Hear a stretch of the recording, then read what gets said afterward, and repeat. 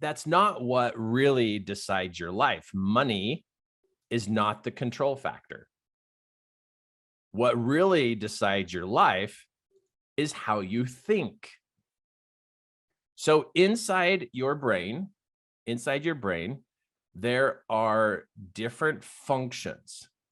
And the more you activate these functions,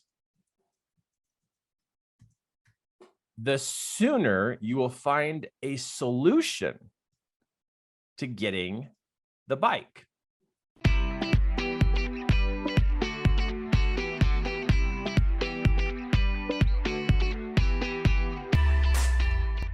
And this is what I notice is that people like to read books, they like to buy seminars, and they buy programs, but they don't actually put that information into a mental working process.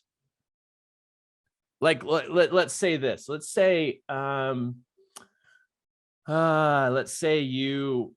you want, I'm just going to keep it easy. Let's say you want a new bike, right? Like you're thinking you want a new mountain bike.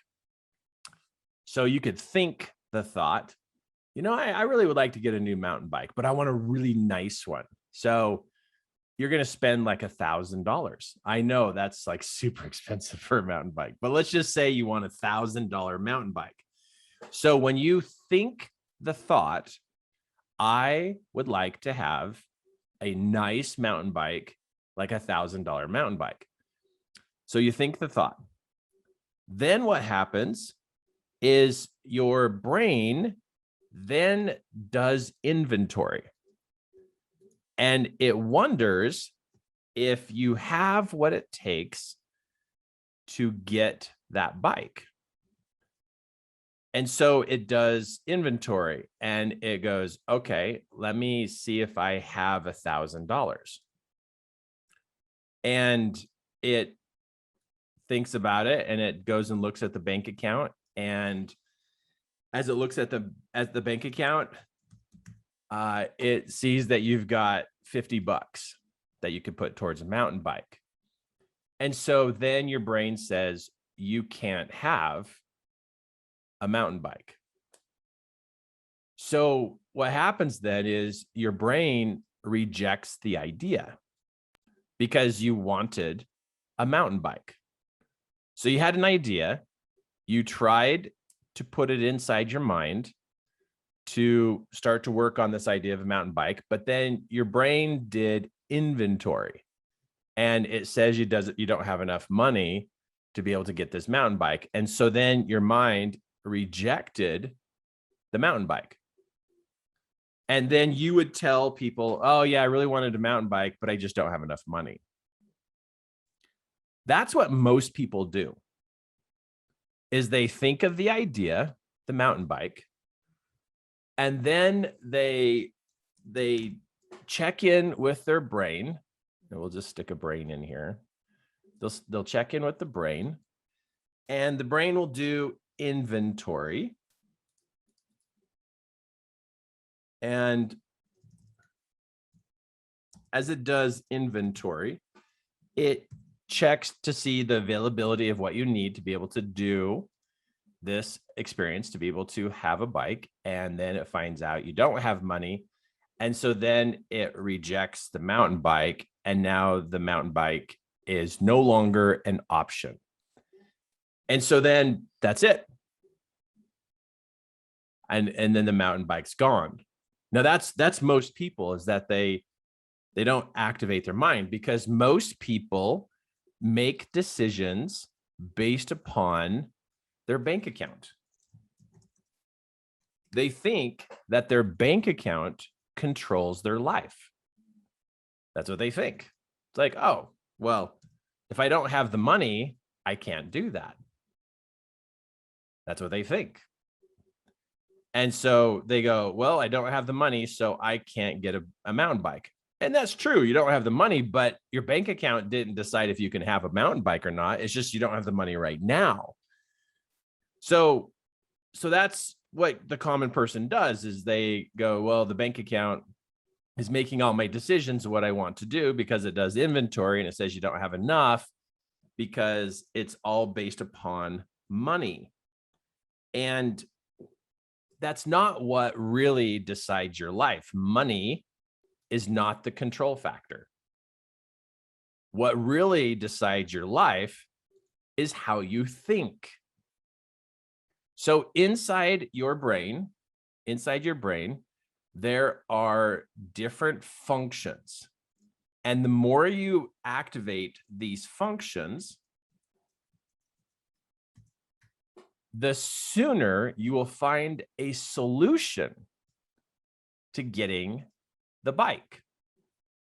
Now, this is total. You probably already know all these answers, but I'm just going to say them all, because this is like the coolest thing I've ever learned in my entire life.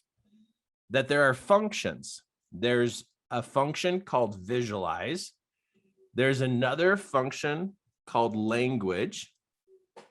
Well, let me just call it self-talk. That's a function. It's a function of the mind. There's visualize, there's self-talk, and then there also is passion or emotion. So there's these three, there's four. And then there's self-talk, or I'm just call it head talk. Yeah, let me just do that. Let me just call it head talk. There's head talk. And then there is, I'm just going to keep it simple and call it talk, talk out loud. So there's head talk, there's visualize, there's passion, and then there's what you say, or talking, what you say. I hope this makes sense to you. Okay, it's what comes out of your mouth. What comes out. Now, I got to tell you, I've met thousands and thousands of people who don't use the functions of their brain, because what they spend time doing is they spend time with knowledge. They think knowledge is it. Like that's all there is. Now, knowledge is super important, right? It's important to have knowledge, but if you can't use knowledge, it's worthless. What are you going to do with it? You can't even do anything with it. And, oh, Kirk, you can't say knowledge is worthless. Well, if you don't do anything with it and it has absolutely no value to you, what's it going to do? Knowledge is super important, but we need to use it, right? We need to use it. Okay, so let me put this over here. This is one of the steps, is for us to take action, right? Because we got to do something. We got to do something. And yep, we can spell.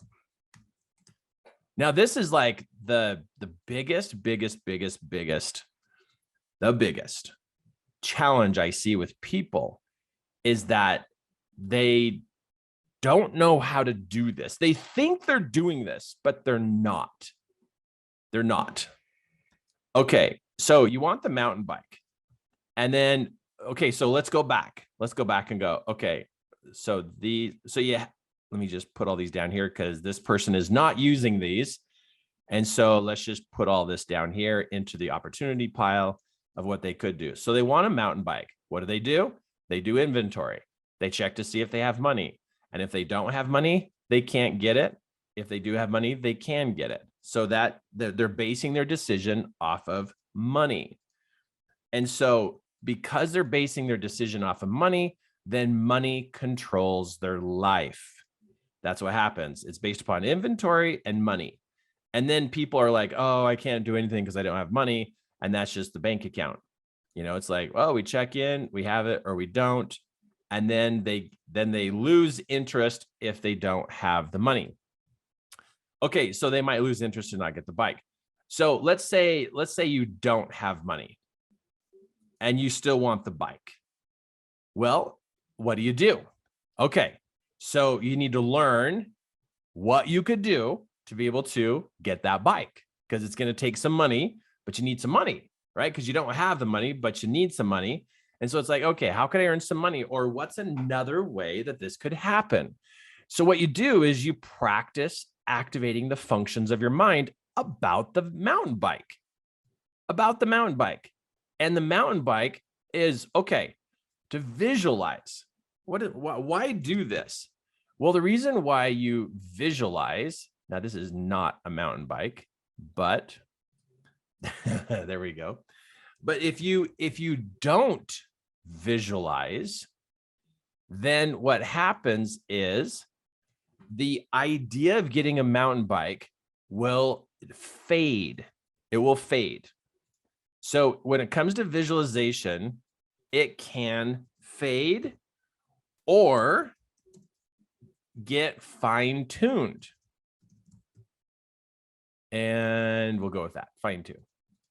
The more we fine-tune what we want, the brain activates to find a solution to get this mountain bike.